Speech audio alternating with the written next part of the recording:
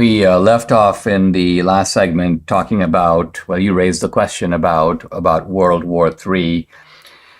I will have to say that thinking back to World War I, for example, there was the assassination of the Archduke of Sarajevo.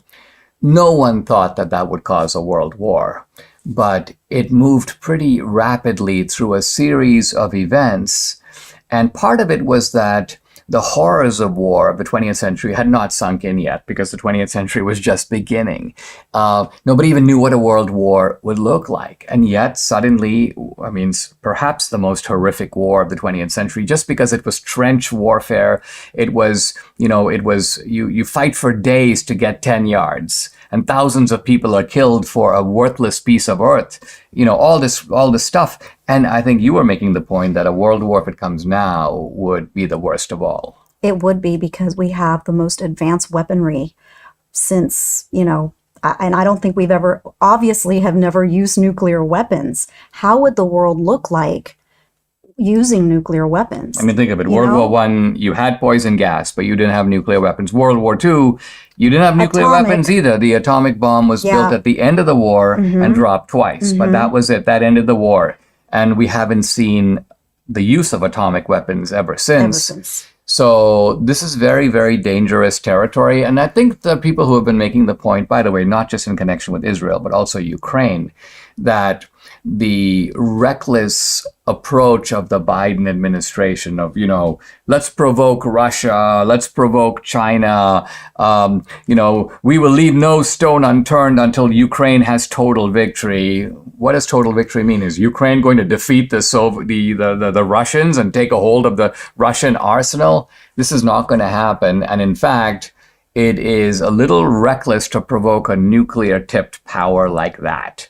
Now, Israel is a nuclear-tipped power. It is, but, as is Iran. As is Iran. Iran is, if they don't have nuclear weapons, but you're saying they're so close. I am pretty sure they do, and I'm pretty sure that they're getting really close to not just having them in their turf, but in Venezuela. Oh, I see. Venezuela has enriched uranium, and there have been many, many talks about them doing one there. So can you imagine? Yeah. We need a lot of wisdom and in dealing with these situations. Let's talk a little bit about, before we close out, our film. When we work on a film, at some point the film kind of goes out of our hands because it goes to Technicolor for the final coloring. The guy who does our music, Brian Miller, who's awesome, and you've been actually collaborating with him to drop in the final music, which was missing from the movie, but we just got a glimpse of it, and it kind of gave us both a little bit. The really funny thing is, some people have asked me if I'm the one singing at the beginning of the movie, and I'm like, no, actually, that's not me. But Brian said, oh, that would have been such a great idea to have you come to the studio and do that.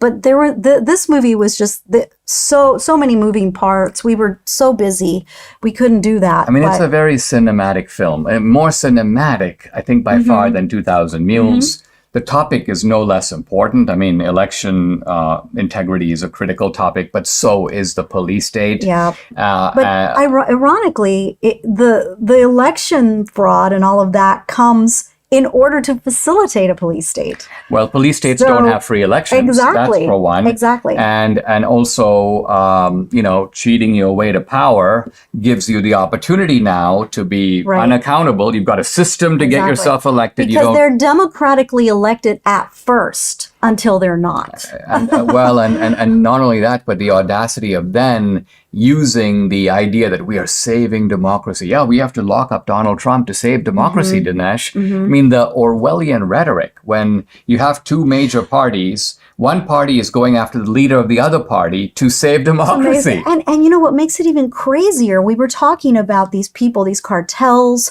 Hezbollah, Hamas coming into America. And you would think that the FBI, right, and the CIA would have their eyes set on those people. But no. Instead, they have their eyes set on mom going to the school board, dad going to a Planned Parenthood, rally. I mean, whatever. It makes absolutely zero The sense. National W making a movie called Police State. We need to look into that one. Yeah. These guys, I mean, they are so twisted in their priorities that they are simultaneously endangering the security of the country. I mean, think about it. Our intelligence agencies, which were given all this power of surveillance, global surveillance, after 9/11, did not detect the Hamas attack.